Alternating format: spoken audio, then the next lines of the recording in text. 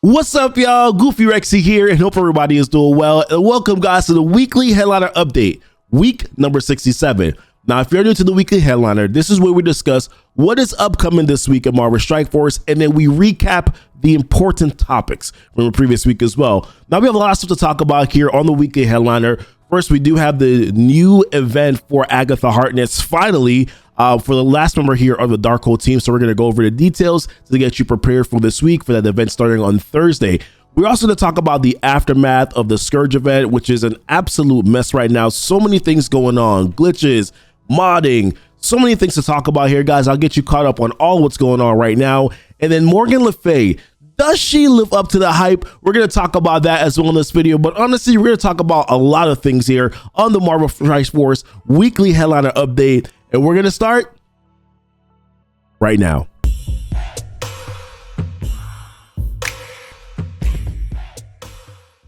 All right, y'all, welcome back. And like I said, we got a lot of stuff to talk about here on the weekly headliner update. This might actually still, though, be a little bit of a quicker weekly headliner update for this week, but let's jump into it, right? So the first thing that I wanted to talk about here are this week's blitzes. Now, the characters themselves probably aren't important, but at least for Thursday's blitz, we're definitely going to want to pay attention to some stuff here. But the first blitz for this week is going to be for Swarm. That's going to be tonight on Monday night. It's going to be for some Swarm shards. Now, not, like I said, a character that you're probably going to go out of your way to get extra shards for, but if you're an earlier player or a mid-game player and you care about unlocking Invisible Woman and Shuri, Swarm could help you to be able to accomplish those goals. So therefore, this might be an opportunity for you to land some extra shards for him, right? And then we also have Minerva's blitz, which is on Thursday. And y'all remember when Minerva, back in the day when Minerva used to be like such a sought after character? She was in the coveted premium orbs at a 2% drop rate, whatever that means. But she was basically, if you were doing Dark Dimension 2 back in the day, and you chose not to do it with Minerva, you were doing it on hard mode. Now there are just so many options available. She's kind of starting to fall off a little bit. Of course, like, she still has some value in like the gamma raid orbs, right? So gamma raids. So that's definitely important. And of course, if you're maybe a user on a SAC team or so for your Doom tech raids, but that's probably only because there's not really a tech Doom raid team, right? But yeah, her blitz is going to be somewhat important because we do have an event for the final Darkhold character, Agatha Harkness, that's going to be showing up on Thursday here. So they mentioned this in the blog post, which is Coven. There's going to be an event for her starting on Thursday, the same night when Minerva's blitz is going to go live. So there's three things that they share with us here. So first is the Occult Hex Orb. So create your portal to the realm of rewards by earning Occult Hex Orb fragments from the Arcane Witchery milestone by battling in blitz. So this is the reason why it's important, because this is going to start on Thursday. We don't know numbers yet, obviously, though, right? Like, how much blitzing are we going to have to do? Where, are we going to have to do 4 or 5 rotations? So stay tuned for that. When that event goes live on Thursday, we'll probably do some calculations here, some numbers, and figure out how many blitz rotations you need to do with how many teams, XYZ, etc. But open up these orbs to earn Agatha Harkness's character shards, gold, and catalyst part. Then they have the milestone, summon points toward the Witch's Coven milestone by opening Occult Hex Orbs. This main event milestone lasts 10 days and rewards Agatha Harkness character shards, silver and gold promotion credits, gold orb fragments, as well as teal, orange, and purple gear. And then you have the Witchery milestone, spend cores, power cores to earn points toward a 10-day milestone that rewards Occult Hex Orb fragment star promotion credits, which definitely we're going to need, right, for Morgan Le Fay after her event is over, and the future, Legendary Horseman, right? Elite 6 credits, and then Doctor Strange shards. Now, this is confusing. Doctor Strange shards, I don't know if this is, I'm assuming this is like the old Doctor Strange and not the Doctor Strange Heartless, or else it would have said Doctor Strange Heartless, but some clarity on this probably would be nice, just so we can have an idea what's going on. I will want to say too that I think a missed opportunity here. We didn't get any information on Wong's blitz. We know that there's going to be a blitz for him returning at some point in time, but we don't know. I don't understand why they couldn't kind of double up on this, right? We're going to have to blitz already for this Hex Orb thing anyways. Why not give us the opportunity to then blitz for Wong also? Kill 2 birds with 1 stone. Now you're going to have us blitz basically probably 2 weeks in a row. I suspect that most likely next week is probably where we're going to have to blitz for Wong again. So I would have hoped that they would have kind of doubled down on this. And even Agatha's event just seems really weird, right? That we're getting her event after Morgan Le Fay's event has already gone live. Just a lot of weird stuff. It seems as if they're a little bit disorganized to me.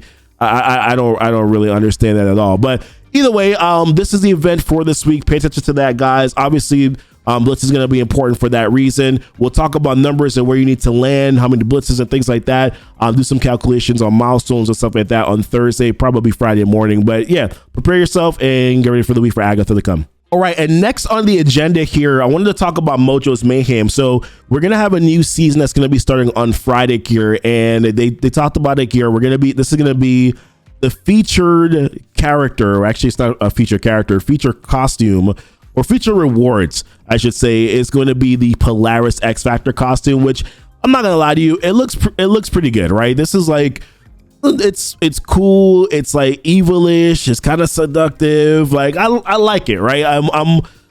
I'm probably gonna spend the $20 on the battle pass anyways, because ultimately I need the origin teal gear that's there. Of course, you know, being able to get this costume is going to be sort of a nice thing to have. But the strike pass to me recently has been skippable. The battle pass has not been as much because of the teal gear and me wanting to get into Dark Dimension 5. And even with that, I mean, yes, we got this new strike pass that started on Friday, but really I wanted to talk about just like teal gear, man. And just the fact that it's been so long now. With Dark Dimension 5 has been out for what, probably 5, close to 6 months now. And the accumulation, the availability of teal gear just has not really improved by much. Now it has improved. We do have the Armory 16 orbs now, right? Which gives us these mini uniques.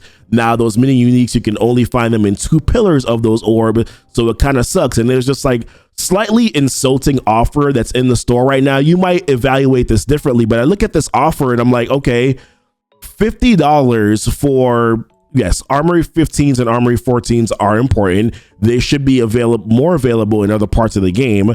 But then you get, what is this, like 50 Armory 16 orbs? And I look at this and I'm like, okay, well, I'm spending $50 for essentially 100 pieces, right, of teal gear. And it's at random. It's not anything that I'm going to get to select. Now, granted, I'm probably going to get some important uniques that I do need, but it's 100 pieces. And when you're looking at needing 50 pieces for one character, I mean, dang, I mean, is this really worth the value that they're presenting here? And in my opinion, it's just not. It's just not at all. And I don't know why they're being so tight on these resources right now. Why is it that they want to prevent people from getting into Dark Dimension 5, especially now with the Darkhold team that can counter Dormammu, right? If they're well built up, they can counter Dormammu pretty well. So what is the point and what is the reasoning behind why they're not releasing this gear a little bit more and making it and giving players opportunities to be able to get through Dark Dimension 5 faster? I'm in Dark Dimension 5, but I'm slowly going through the city nodes right now. I'm not resetting. I'm not going back in and trying to do it all over and over again to one shot any nodes, because I understand that ultimately I'm like 100 pieces plus of like each origin gear for skill, and I need to bring in Sharon Carter. So I won't be able to start global when I'm done with city until probably another 5 to 6 weeks, basically, right? So the way I look at it is, what is the point of me rushing through city nodes when it's just not going to make any sense anyway? So I don't know. This is something that I feel like they need to look into. I think one of the ways that they could even market even the strike pass a little bit better, like I've skipped a lot of these strike passes recently, is by adding some teal gear here. Like, I know it's great that you've added it in the battle pass, like Retime Arena, that you've added some origin gear here, but yeah, you've added origin gear, but you have not, and they've increased the origin gear that they were adding in for teal since they've released it into the battle pass, but they also have not added any sort of the mini uniques here as well. And I know a lot of players do need the mini uniques, and it seems as if even though that they've added a lot of origin gear here, that we're still not really able to get enough origin gear to really kind of be able to bring in our characters. Because I'll tell you right now, my Sharon Carter, I have the mini uniques. I barely have it. It's like 37 and like 41 when I need 36 at a bare minimum to bring her in per piece, right? So yeah, I just barely have it. And I'm going to be short probably Kestrel now going into Cosmic nodes, right? And other characters that I'm going to need. I'm not even talking about my Mystic gear that I need for Cersei and Icarus. I mean, that's That's low because I brought in Doom and I brought in Cloak. So they've eaten away at my Mystic gear for Teal. So now I have to accumulate that back all over again for Cersei and Icarus. Man, it's just a long grind, and I don't remember it being this challenging and this hard to be able to get into Dark Dimension 4, Dark Dimension 3. I don't think the gear was that hard to come by. This is a little bit different, and I'm not quite sure what they're gonna do. We've been talking about maybe bringing in a War Teal orb. What are they gonna do? When are they gonna do that? Are they gonna ever do it? That's a question that I have too as well. So I want to know, guys. I know we're supposed to talk about the battle pass right now. Yes, this is coming to an end this week. Yes, Polaris's costume is really dope. But my concern right now is really about the Teal gear. What's happening there? Why are they being so strict on this and not giving more of it? That's some things that players are asking for here. And yeah, Dormammu's a prize, but I think a lot of us just really want to be able to bring up other characters and put Teal gear on them so that they can start doing those Doom 2.3s at a comfortable level as well. But let me know your guys' thoughts. What do you think about Teal gear? Do you think that they're being too strict with it? Maybe we're just being impatient. Let me know. I just think that at this point, it's about time that they kind of start loosening it up a little bit. All right, next on the agenda that I wanted to talk about is the Scourge event, and let me drink some water first before I even get into this. Because, man, seriously, this has been, my God, this has been a cluster, right? So first and foremost, I did difficulty 7 and difficulty 8 on Thursday night or Wednesday night, whenever it went live. And man, I had a lot of fun. I had so much fun doing the event. I'm like, oh, a little bit of theory crafting. Okay, somewhat. Okay, this is not as easy. I have to actually think about my targeting. I have to think about who am I marking with the skirmisher ISO. What am I going to follow up with? You know, there's some strategy to this, right? Like it's exciting. Like I'm having a good time doing it. The first one that I did on difficulty 7 took me about 40 minutes. Later on, I went in and did difficulty 8 that same night, and I was able to get my highest score, my best run score, which is the 1,277,377. Pretty excited about that. I was like, you know what, boo-boo, I think we're done here. We could equip some scourges on difficulty 8, but difficulty 8 was so tough already that I'm like, oh man, I don't know if I want to equip any scourges. But I was like, you know what, I don't have to do this right now. I can literally just do this next week. I don't have to worry about doing it right now because, hey, I got a pretty decent score. Let's see where scores are towards the end of the event. And if I feel like I need to push a little bit, I'll push a little bit and by adding some scourges and see what happens there. But apart from that, man, it being a fun event, oh man, just so many things have happened since then. And this right here is a Reddit post that sort of is a culmination of everything that is currently wrong. So we have leaderboard issues, right? Where players are modding their scores, where players are also kind of trolling, right? Because there's some guys who are like 1 million TCP who are getting these really high 2 million scores. Clearly they are trolling Marvel Strike Force, trolling Balance Entertainment by doing that. But then there are also some other concerns where there are players who have high TCPs, right, who are probably modding their scores a little bit, getting some higher points, but it's kind of undetectable because it looks legit, right? It looks like their scores could be high, but it's hard to say because you can't just visually look at it and say, okay, well, they're definitely do that. Then there was this negative 30% max HP. So pretty much basically what happens is that the first 24 hours of the Scourge event that you could bring in a SAC team to one of the matchups, and then when you went back in with your, let's say, your real team or another team, that the enemy team would have negative 30% max HP, and then you could do it again, right? So let's say that you wanted to go with 2 SAC teams. My understanding is that you could go with 2 SAC teams, and then each time there would be negative 30% max HP. So there would probably be a period of time where like you could go in, and I think a team would have like 10% of the HP that they had initially, which is just crazy. And I was wondering to myself, I'm like, I did a run of difficulty 7 and difficulty 8, right? And within the 24-hour period of this event, I didn't notice it personally, but I'm wondering if I had an advantage where I was going in with them having negative 30% max HP. And if that's the case, that's definitely not fair, because they mentioned, right, it's an unfair advantage. There were a lot of players who probably didn't even realize that this was happening, but there were players who did realize it was happening and were definitely taking advantage of that, right? And that's something that for me personally, I'm like, oh man, like this was a good event, but then the leaderboard crap, and then you have this, and then on top of that, broken scourges. So there were some scourges, I think there's like 5 or 6 scourges that just aren't working correctly. So you equip those scourges, you're getting the points for them, but then they're not actually bringing a negative impact to your run that they're supposed to be bringing to your run, right? So essentially you're getting the points for nothing because they're not really making your run more challenging. And there are players now that have taken advantage of this because this information is now live, that are now equipping these scourges, and they're going through and they're getting these higher scores. Although the scourges aren't negatively impacting their run, they're just getting the extra points for it. And I thought about this, honestly, I thought about doing this myself, and I was like, and I'm not chastising anybody that's doing this right now. I'm not telling you that you're wrong for doing it. It's something that's public and they're not fixing it. But I thought about it and I was just like, this is how, if I do this, is it no different than probably the Alliance thing, right? Where there were people who were actively exploiting the issue. Like, am I not doing the same thing if I go ahead now and I equip these scourges that are not working and then I go in and get these extra points? Like, am I not essentially exploiting? So it's like a gray area, right? Because even then, Scopy, the Alliance thing, they talked about it as an issue. They didn't say it was an exploit. They said it was an issue, right? So is this just an issue? So I guess if you want to take advantage of it, then you could take advantage of it. And then, of course, like I talked about something else. I don't know. If you want to take advantage of it, I guess take advantage of it. I'm not going to chastise you for it because obviously they're clearly saying that they don't care or that it's whatever, because they haven't made any mention of anything that's going on right now. So what are we supposed to do, right? Other than just think them at it's apathy, that they don't care, right?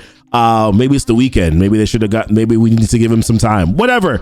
But then there's also what was not added here is, for me, difficulty 4, right? Difficulty 4, they mentioned in their blog post that most players, if you do difficulty 4 and you can get 425k points, that you would be able to get the 60 shards from the milestones, and then through the rank rewards, you'll be able to get an additional 40 shards, which would then give you a 3-star Morgan Le Fay.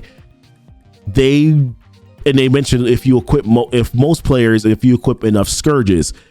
They didn't say that you essentially had to equip mostly all the scourges in order for you to be able to get the 425k points. And then, of course, like one of the things that I was concerned with as well was difficulty 5, right? They changed the requirements. Previously, before, difficulty 6 and above required having Web Warriors and Dark Hunters for nodes 5 and nodes 10. But now that they changed it and shifted it down, that difficulty 5 now required Web Warriors and Dark Hunters. And I thought at time, I'm like, that could be a good thing, but it also could be a concern, because what about players who are not looking to build their Web Warriors or looking to build their Dark Hunters, but were willing to go through difficulty 5 to get the amount of points that they needed to do so to get it. And then now they are kind of in a position where they're kind of SOL, right? Because they didn't build their Web Warriors, they didn't build their Dark Hunters, and now they can't do difficulty 5, which actually gives out more points. But the only way that you can get the 425k points is by equipping almost all the scourges in order to be able to get your 425k points. That doesn't feel good, right? So this entire event, while it was fun, probably still is fun if you're just going through the runs. With everything else that's going on, the leaderboards, the glitches, the broken scourges, difficulty 4, difficulty 5 for lower level players, all this has made this event not a great event, right? And it's really unfortunate that this is the direction that this is going in. And one of the concerns that we had in the very beginning was these leaderboards, right? I think that they should not do leaderboards again moving forward. I don't think that you can possibly do this the right way. It's clear that you can't manage your leaderboards correctly. I think that you probably took so much time trying to fix leaderboard issues that you didn't test your work to make sure that something like a negative 30% max HP glitch wouldn't be there, or that the scourges were working correctly. And we, although as envoys, we had an opportunity to kind of test this out for a little bit. It was last minute notice. We only had 48 hours to be able to actually test out the Scourge event. A lot of us were kind of just running through Scourge just to kind of get a feel for it, as opposed to testing to see whether or not the Scourges were actually working correctly. So none of us really got an opportunity to really test stuff out. So although I don't really want to test stuff for them, it would have been one thing if we were able to kind of go in and do this consistently and see how things were actually working, to make sure that we could then provide that feedback, which is the reason why I made the video on Saturday saying that I think that the Scourge event was rushed.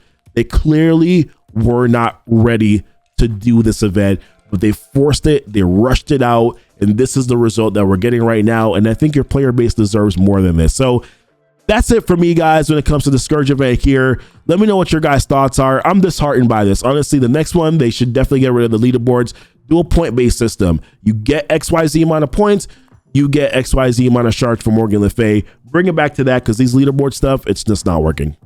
All right, the next thing I wanted to talk about here was Morgan Le Fay, and trying to be a little bit more positive on this segment here, but obviously by going through the Scourge event, was able to get Morgan Le Fay here, got her to, she's only at 3 yellow stars right now, obviously, right, because that's where most of us have her. No red stars yet. I haven't equipped anything on her, but going through a mirror match, as you can see right now, with my Loki and my Darkhold team against this Darkhold team. This is an arena matchup here against Emma, and these are some long matchups, man. I want to say this right now. I think we kind of already saw that this was going to be a thing. But the question is, does Morgan Le Fay live up to the hype? And I will say this, like, she's really good. She's really amazing. I mean, you can see it even in game. I mean, right now with 3 stars at level 81, this is where I have her, and gear tier 15, I mean, she's still sporting a 500k health pool, right? I mean, she's pretty tanky. She's pretty good. I haven't been able to beat the Dormammu yet in my arena shard, but I think that we've gotten pretty close to being able to do so. One thing I will say, that there is a Wong factor. There's definitely a Wong factor. This is not a pun. I don't mean this to be a pun, but there is a Wong factor. So Wong has this really large health pool and has the highest resistance, I believe, on the team, or close to the highest resistance on the team. Has pretty good armor as well, so it's really kind of hard to get through him. He doesn't take a lot of damage, and you can kind of get stuck behind a taunt, and if you can't get Wong down fast enough, it's hard for you to then be able to get to your Morgan Le Fay.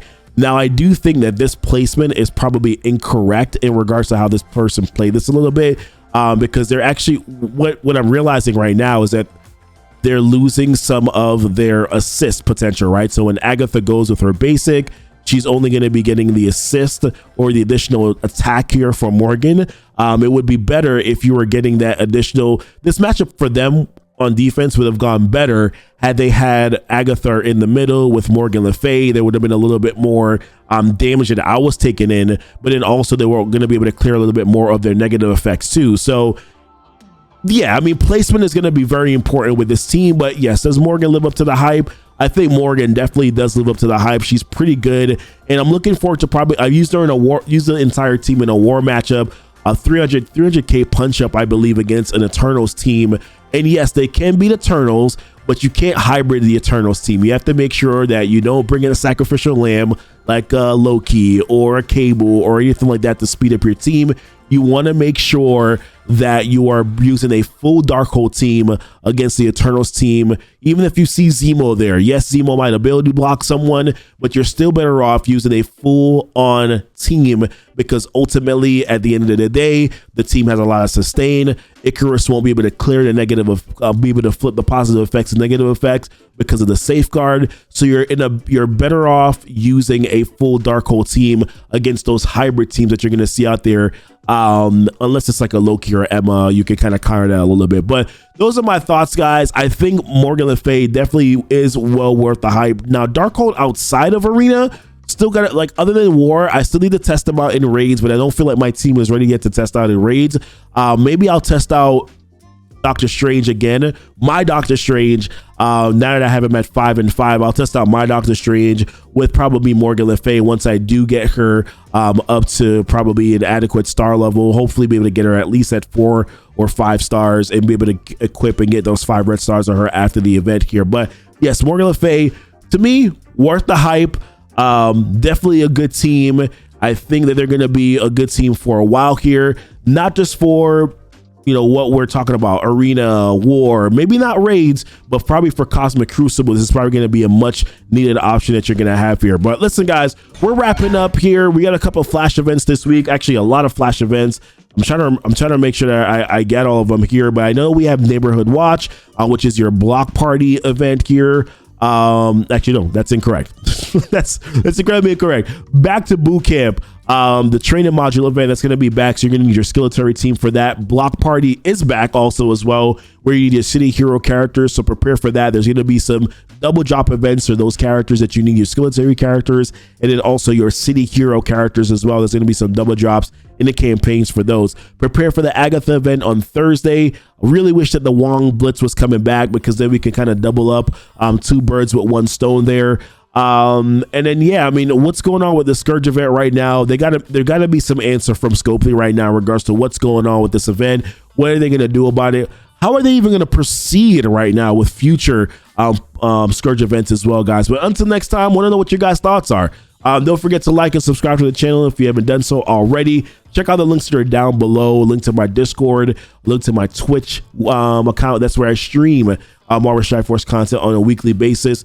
Also Amazon coins, guys. If you're looking to save some money here on your Marvel Strike Force in-game purchases, I save up to 20% every single month here on my Marvel Strike Force in-game purchases. Then Amazon coins is down below. That's also right for you as well. Support my Patreon. That's another way to support the channel here and to support me. But yeah, guys, until next time, y'all be blessed. Y'all be safe.